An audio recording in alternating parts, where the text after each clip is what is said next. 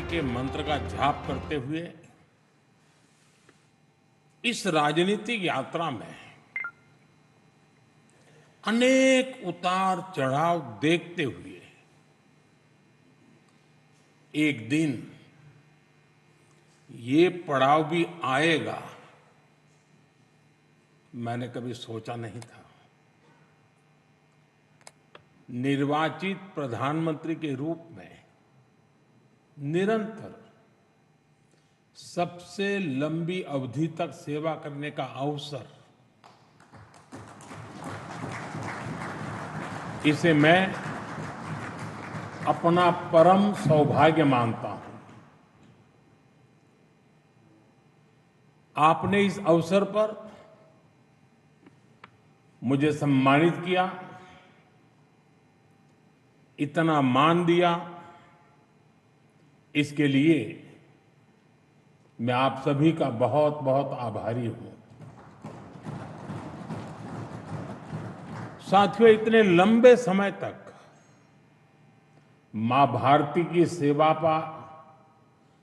का सौभाग्य मिलना,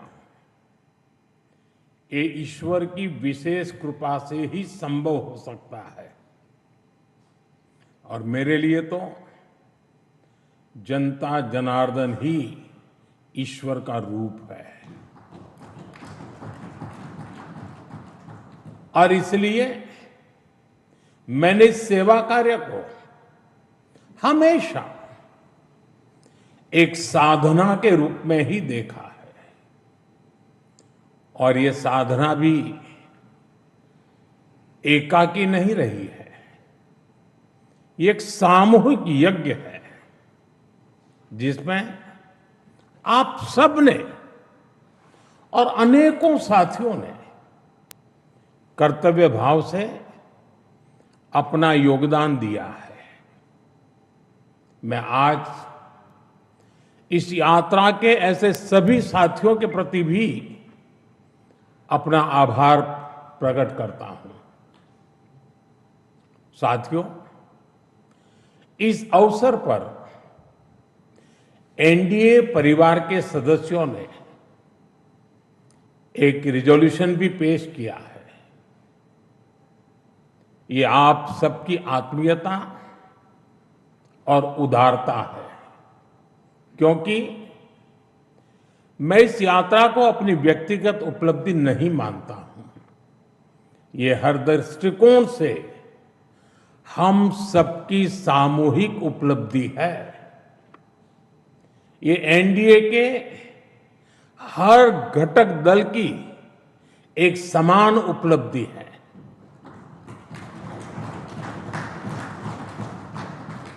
इसलिए मैं इस प्रस्ताव को आप सभी को, भाजपा समेत हमारे एनडीए परिवार के सभी कार्यकर्ताओं को समर्पित करता हूं। साथियों, भारत की जनता का निरक्षीर विवेक हमेशा अद्भुत रहा है। देश की जनता ने राष्ट्रीय स्तर पर राजनीतिक स्थिरता का महत्व समझा है। ये जनता जनार्दन की परिपक्वता ही है कि उसने लंबे समय तक मुझे इस तरह जनता की सेवा का अवसर दिया। 2014 के पहले के कई दशक बहुत अस्थिरता और उथल-पुथल से भरे हुए थे। इसका देश को बहुत नुकसान भी उठाना पड़ा। लेकिन अब देश की जनता एक स्थिर सरकार का काम भी देख रही है और उसकी निर्णायक क्षमताओं की प्रशंसक भी है। मैं आज देश की महान जनता को भी नमन करता हूं। जनता जनार्दन का आभार व्यक्त करता हूं। साथियों, साल 2014 में जब एनडीए की जीत हुई थी, तब मैंने कहा था कि आज देश के सामान्य मानवी में एक नई आशा का उदय हुआ है। इस आशा का, इस उम्मीद का संरक्षण हम सभी का बहुत बड़ा दायित्व था। देश के लोगों ने कांग्रेस के विश्वासघात के बाद अपना भरोसा हमें सौंपा था। मुझे आज संतोष है, गर्व है कि एनडीए परिवार के तौर पर हमने देश के विश्वास को हमेशा और मजबूत किया है।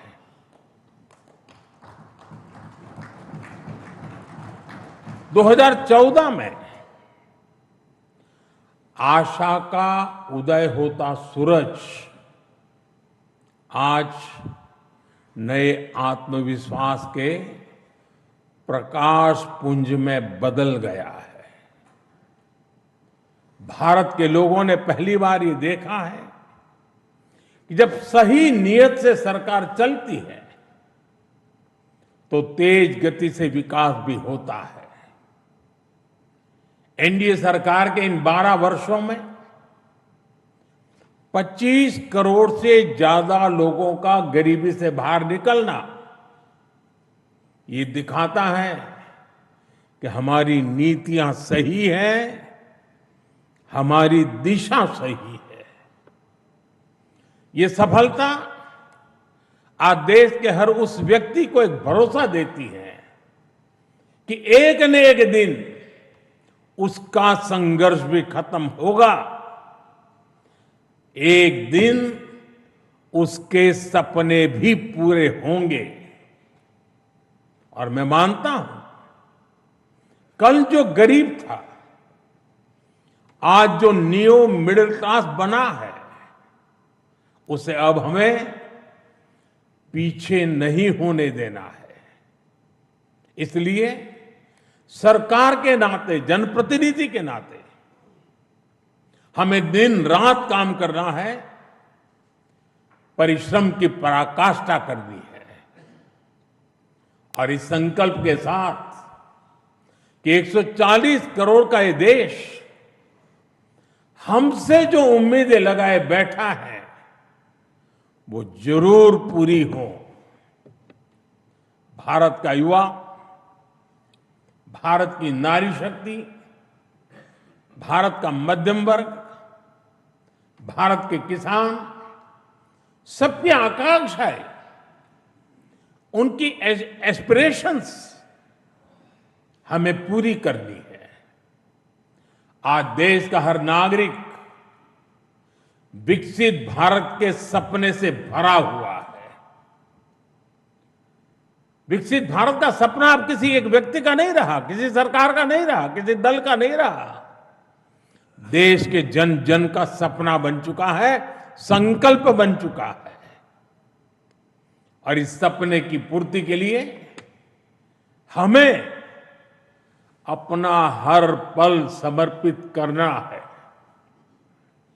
साथियों, एनडीए के 12 वर्षों की एक बड़ी सफलता यह भी है कि देश कांग्रेस के कुचक्र से आजाद हुआ है। कांग्रेस ने देश को लाचारगी, बेचारगी और हीन भावना के गर्त में गिरा दिया था। देश को यही एहसास कराया जाता था कि भारत में विकास धीरे धीरे ही होता है, भारत में तेज विकास संभव ही नहीं है। और बड़ी ही चतुराई से इस धीमी विकास को एक नाम दिया था, हिंदू ग्रोथ रेट। यानी कार्यशैली कांग्रेस की, दायित्व कांग्रेस का, विफलता कांग्रेस की, लेकिन कलंक देश की बड़ी हिंदू आबादी के नाम लगाया गया, जबकि असल में इस कुसंस्कृति का नाम होना चाहिए था कांग्रेस ग्रोथ रेट। इस कांग्रेस ग्रोथ रेट में ना गवर्नेंस थी, ना नीति, ना नियत और ना ही निर्णय। साथियों, आज पहली बार अटल जी के नेतृत्व में एनडीए सरकार आई, तब जाकर हमें एक झलक दिखी कि विकास में गति कैसे आती है। लेकिन दुर्भाग्य से 2004 में देश फिर से अस्थिरता के बवंडर में और कांग्रेस के शिकंजे में फंस गया। विकास तो दूर की बात है, देश को कांग्रेस ने एक के बाद एक हजारों करोड़ रुपए के घोटालों में घसीट दिया। साथियों, देश का भाग्य फिर तब बदला जब 2014 में एनडीए की सरकार बनी।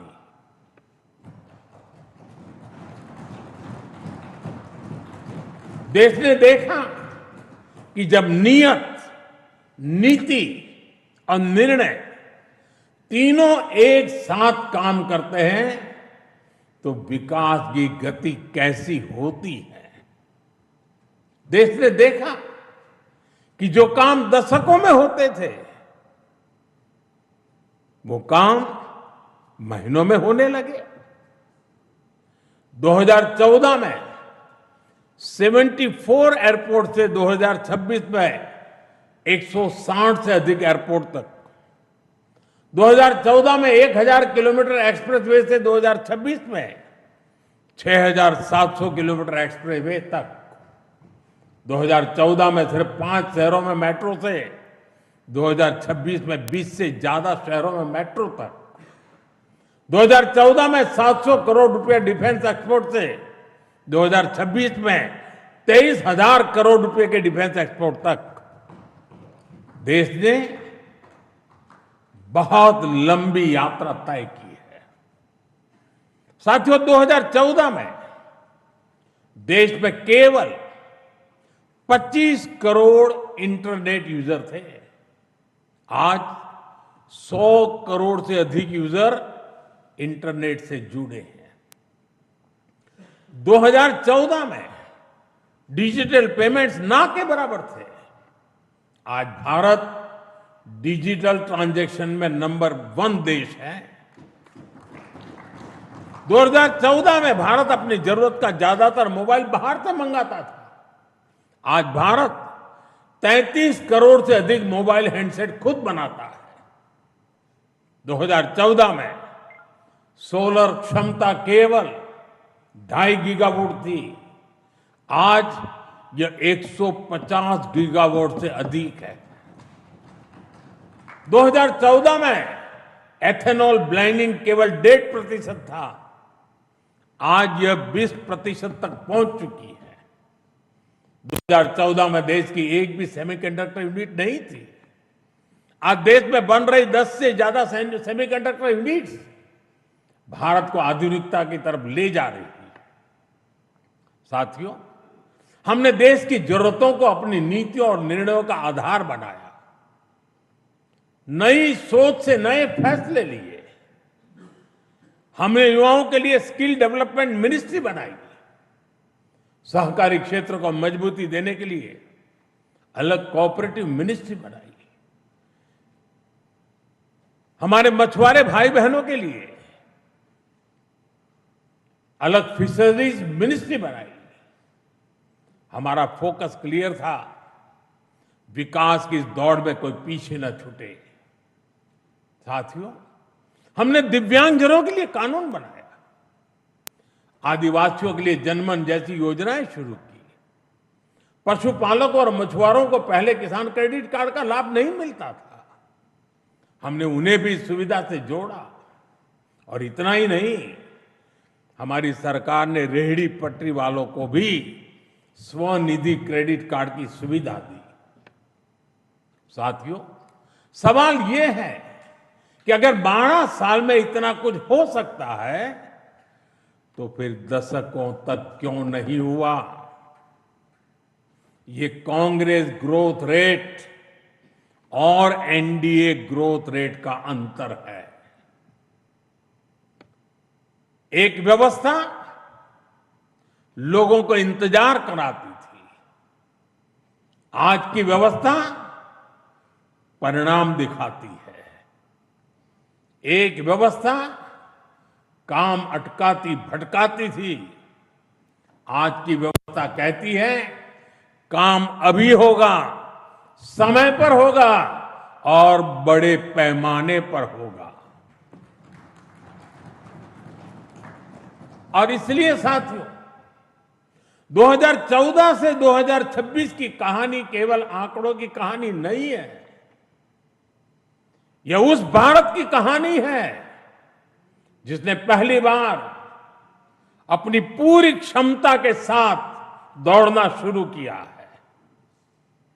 वो भारत जो बड़े लक्ष्य तय कर रहा है और इन लक्ष्यों की प्राप्ति के लिए जी तोड़ मेहनत कर रहा है। साथियों, एनडीए के 12 वर्षों की उपलब्धियों की एक और विशेषता है। हमें ये उपलब्धियां वैश्विक अस्थिरता और अशांति के दौर में हासिल हुई है। एक स्थिर सरकार होने का लाभ क्या होता है, ये बार बार इस दौर ने साबित किया है। कोरोना के समय को हम कभी नहीं भूल सकते, जब हर तरफ हाहाकार मचा था, लेकिन भारत उस हालात को मुकाबला करते हुए भी सफलता से आगे बढ़ा। साथियों, दुनिया के बड़े बड़े देशों की अर्थव्यवस्थाएं संघर्ष कर रही है, तब भी 2025-26 में भारत ने 7.7% की ग्रोथ रेट हासिल की है। और पिछला क्वार्टर तो जो 31 मार्च को खत्म हुआ, उसमें भी भारत की ग्रोथ 7.8% रही है। यह सफलता इतनी आसान नहीं है दोस्तों। हम फ्रेजाइल 5 के कटघरे से बाहर निकलकर आज दुनिया की तेज गति से आगे बढ़ने वाली अर्थव्यवस्था बन चुके हैं। साथियों, कल के विकसित भारत की गारंटी है आज का आकांक्षी भारत। आकांक्षी भारत के गर्भ में विकसित भारत पल रहा है। आज के भारत की आकांक्षाएं बड़ी हैं, सपने बड़े हैं, इसलिए उसके संकल्प और लक्ष्य भी उतने ही बड़े हैं। देश की इन आकांक्षाओं का वाहक हमारा मिडिल क्लास है, नियो मिडिल क्लास है। इसलिए हमारी सरकार मध्यम वर्ग के एस्पिरेशंस को पूरा करने में लगी है। मिडिल क्लास की ईज ऑफ लिविंग, उसकी क्वालिटी ऑफ लाइफ, उसके लिए नए अवसर और नई संभावनाएं हमने हर फ्रंट पर काम किया है। साथियों, 2014 से पहले मिडिल क्लास कानून की उलझनों का सबसे बड़ा शिकार हुआ करता था। जटिल टैक्स सिस्टम,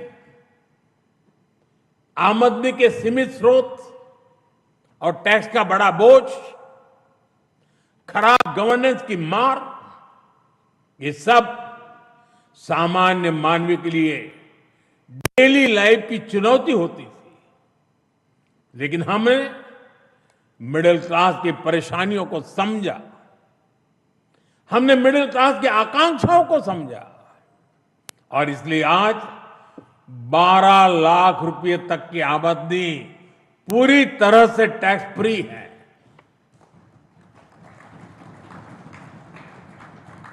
आज देश में सरल और फेसलेस टैक्स सिस्टम है। अच्छे इंफ्रास्ट्रक्चर से उनका जीवन आसान हुआ है। साथियों, बीते 12 वर्षों में मिडिल क्लास परिवार के बच्चों के लिए हर क्षेत्र में नए अवसर बने हैं। मध्यम वर्ग के घर का सपना पूरा हो सके, सरकार इसमें भी मदद कर रही है। घर में इलाज के खर्च का बोझ कम हो, इसके लिए आयुष्मान भारत योजना में बिना आय सीमा के बुजुर्गों को भी शामिल किया गया है। जीएसटी रिफॉर्म का भी बहुत बड़ा लाभ देश के मध्यम वर्ग को हुआ है। उसके लिए हेल्थ इंश्योरेंस सस्ता हुआ है। उसके सपनों से जुड़ी चीजें सस्ती हुई है। इन प्रयासों का परिणाम है कि आज देश का मिडिल क्लास अनिश्चितताओं से मुक्त हो रहा है। वो भरपूर आत्मविश्वास के साथ देश की विकास यात्रा को गति दे रहा है। साथियों, हमारे लिए दल से हमेशा अगर बड़ा कुछ है तो हमारा देश है। दल से बड़ा देश है। और जब नेशन फर्स्ट, देश प्रथम की भावना से काम होता है तो कोई भी निर्णय कठिन नहीं होता।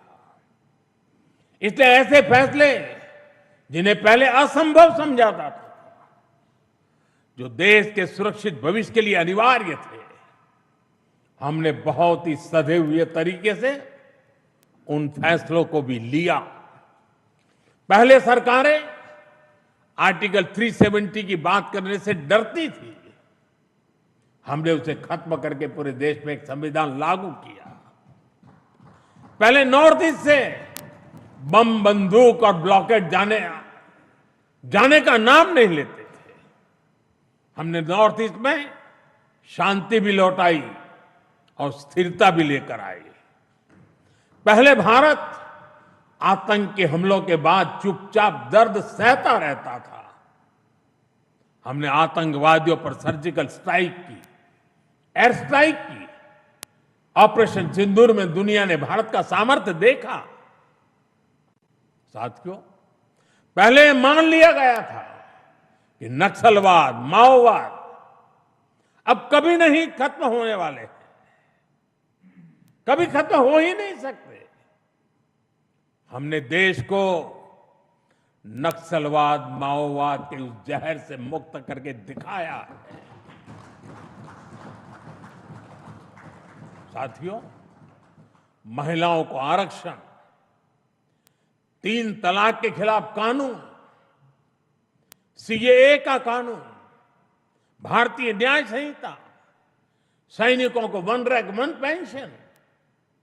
एनडीए सरकार राष्ट्रहित में कोई भी काम करने से पीछे नहीं रही और हम सभी को इस बात पर गर्व है। मैं आज देश को फिर आश्वस्त करूंगा, देश हित के बड़े फैसलों का इस सिलसिला और भी तेज होगा, तेज गति से आगे बढ़ेगा। साथियों, बीते 12 वर्षों में देश ने जो कुछ हासिल किया वो दुनिया देख रही है, लेकिन अब हमें अपनी दृष्टि आगे की ओर रखनी है। हमें 2047 के लक्ष्य को देखते हुए उस लक्ष्य को पूरा करने के लिए अपनी स्पीड को और बढ़ानी होगी। हमारा बेंचमार्क अब यह होना चाहिए कि बीते 12 वर्षों में जो स्पीड और स्केल हमारी रही है, उसको हम और अधिक बड़ा और व्यापक कैसे बना सके। आज ग्लोबल ग्रोथ में भारत की हिस्सेदारी लगातार बढ़ रही है। इसलिए भारत को अब ग्लोबल पैरामीटर्स, ग्लोबल कंपटीशन और ग्लोबल पर्सपेक्टिव देखना है। दुनिया भारत से सॉल्यूशन चाहती है। दुनिया भारत में वैश्विक सप्लाई चेन का एक भरोसेमंद पार्टनर देख रही है और हमें दुनिया की इन अपेक्षाओं पर खरा उतरकर दिखाना है। हमें यह समय गंवाना नहीं है और मैं बार बार कहता हूं, यही समय है, सही समय है। सच में फ्यूचरिस्टिक टेक्नोलॉजी में खुद को श्रेष्ठ रखना है। हमें सिर्फ दुनिया जैसा नहीं करना, हमें दुनिया से एक कदम आगे रहना है। अब जैसे एनर्जी सिक्योरिटी है, बीते 12 वर्षों में हमने ऊर्जा में आत्मनिर्भरता के लिए अभूतपूर्व काम किया।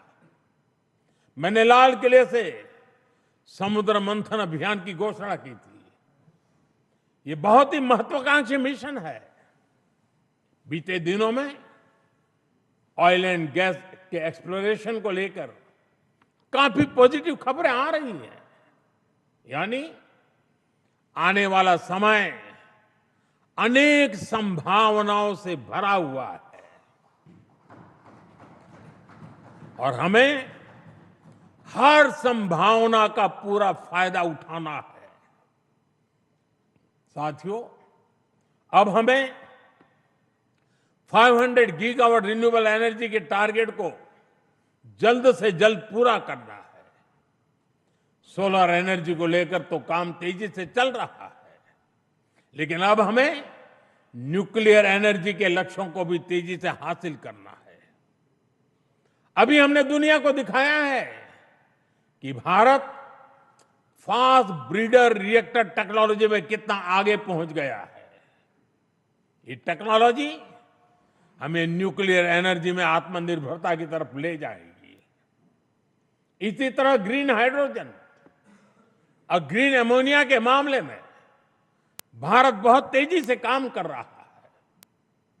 आने वाले समय में ये टेक्नोलॉजी भारत को ग्लोबल ग्रीन एनर्जी मैप में सबसे प्रमुख बना पाएगी और ये नाम बनना पक्का है। साथियों, आज बड़े एक्सपर्ट्स भी का भी अनुभव है कि जिन देशों ने मैन्युफैक्चरिंग के पूरे इकोसिस्टम पर 80-90 के दशक में काम किया, उन्हें उसका फायदा इस सदी में मिलना शुरू हुआ। भारत ने 10-12 वर्ष पहले जिस इकोसिस्टम पर काम करना शुरू किया, उसका लाभ अब देश को मिलना शुरू हो गया। 2014, 15, 16 के कालखंड में जो बात नींव डाली गई, उसके फल अब दिखाई देने लगे हैं। भारत तेजी से दुनिया का मैन्युफैक्चरिंग पावर हाउस बनने की ओर आगे बढ़ रहा है। साथियों, energy, minerals, chip, battery storage, space, drone, data centres, quantum computing, artificial intelligence, ऐसे हर सेक्टर, हर टेक्नोलॉजी एक दूसरे से जुड़ी हुई है। ये एक दूसरे की पूरक है। भारत इनके लिए विदेशों पर निर्भर नहीं रह सकता, क्योंकि ये भारत की आर्थिक और स्ट्रेटेजिक हर प्रकार की सिक्योरिटी से जुड़े विषय है।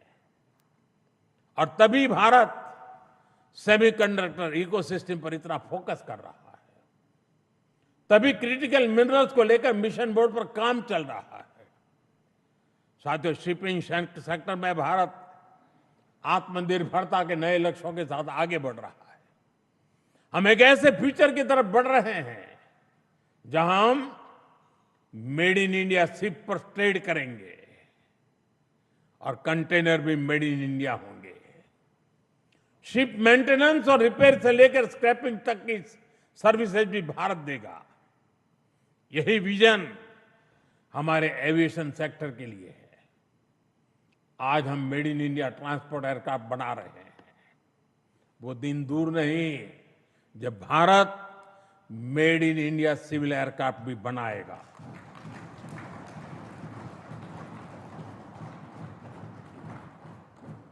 देशवासी मेड इन इंडिया विमान में ही यात्रा करेंगे, वो दिन मैं देख रहा हूं। साथियों, ये सदी टेक्नोलॉजी की है, डेटा की है। आज विश्व के सबसे बड़े और आधुनिक डेटा सेंटर्स भारत में बन रहे हैं। यही भारत की ग्लोबल सप्लाई और वैल्यू चेन का मजबूत पिलर बनाएगी। हमने यूपीआई के माध्यम से दुनिया को दिखाया है कि भारत कम से कम और कम से कम समय में टेक्नोलॉजी का इतना विस्तार कर सकता है। हमने दिखाया है कि हमारे युवाओं का सामर्थ्य क्या है। अब एआई, डीप टेक और एडवांस टेक्नोलॉजी में हमारे युवा नया दमखम दिखाने के इरादे से आगे बढ़ रहे हैं। साथियों, आने वाले समय में 2 और सेक्टर्स में भारत का सामर्थ्य पूरी दुनिया देखेगी। ये सेक्टर है टूरिज्म और स्पोर्ट्स। ये दोनों भारत की इकोनॉमी के मजबूत पिलर बनेंगे। विशेष रूप से कॉन्फ्रेंस, एग्जीबिशन और कॉन्सर्ट के मामले में भारत एक ग्लोबल डेस्टिनेशन बनने के लिए अब पूरी तरह सज रहा है। आधुनिक इंफ्रास्ट्रक्चर से सेक्टर को बहुत पुश मिलेगा और स्पोर्ट्स में तो भारत के युवा कमाल का प्रदर्शन कर रहे हैं और हर दिन उनकी परफॉर्मेंस निखरती जा रही है। भारत दुनिया की बिगेस्ट स्पोर्ट्स लीग की धरती बनता जा रहा है। आने वाले सालों में हमारी ये खाती और बुलंद होगी। ओलंपिक्स के लिए हमारी तैयारियां भी भारत की एस्पिरेशन का ही प्रतिबिंब है। हमें छोटा नहीं सोचना है, हमें लक्ष्य ऊंचे रखने हैं, उन्हें प्राप्त करने के लिए पूरी ताकत लगा देनी है। साथियों, आज भारत रिफॉर्म एक्सप्रेस पर सवार होकर तेजी से आगे बढ़ रहा है। हमारे लिए रिफॉर्म कोई कंपल्सन नहीं है, रिफॉर्म हमारा कन्विक्शन है।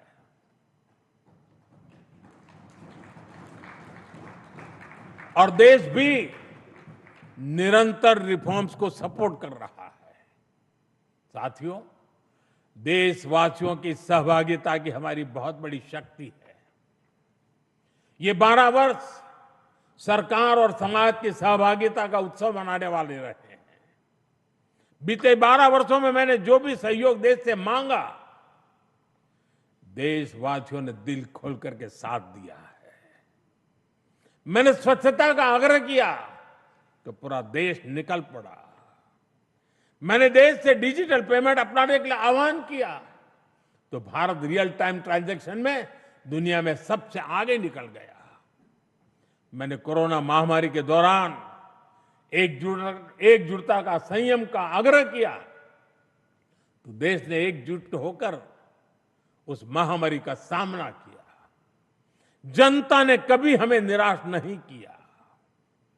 साथियों, आने वाले समय में भी इसी जन विश्वास और जन भागीदारी के साथ हमें आगे बढ़ना है।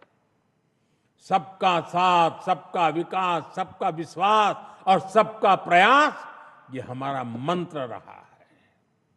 सबका प्रयास ही विकसित भारत के निर्माण की असली ऊर्जा है।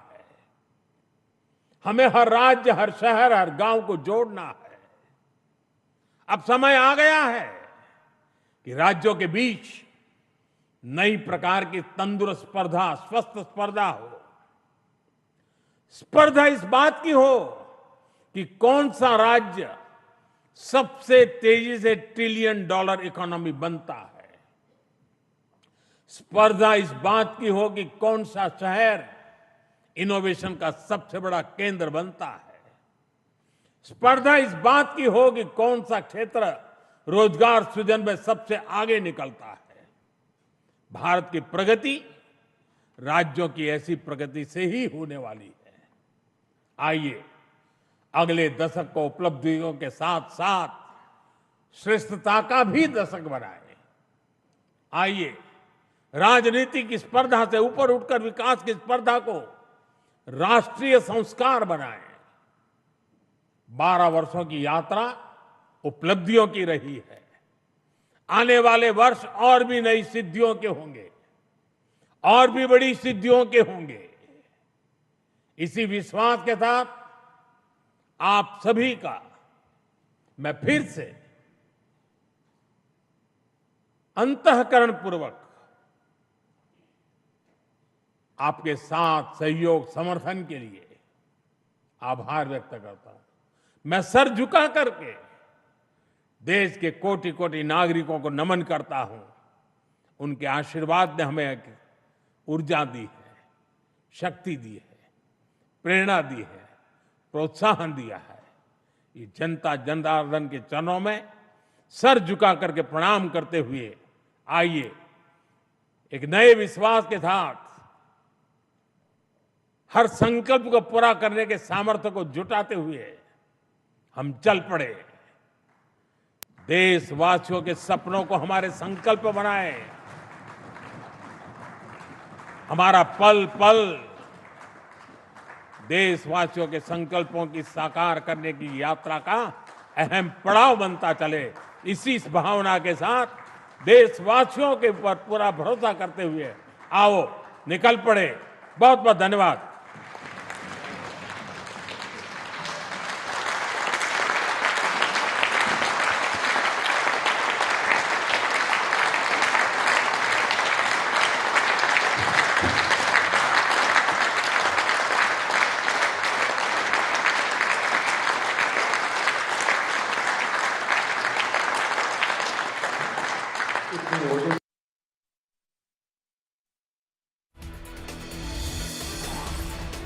संबोधन अभी आप सुन रहे थे। एनडीए कॉन्क्लेव में प्रधानमंत्री नरेंद्र मोदी ने संबोधित करते हुए बड़ी बातें कही।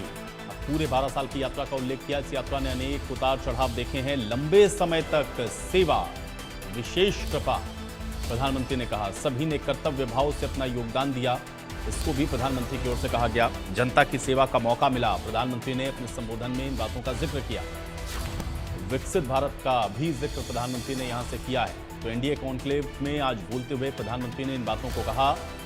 हालांकि पूर्ववर्ती सरकारों पर भी निशाना साधा। विपक्ष ने धीमी विकास गति को हिंदू ग्रोथ रेट का नाम दिया।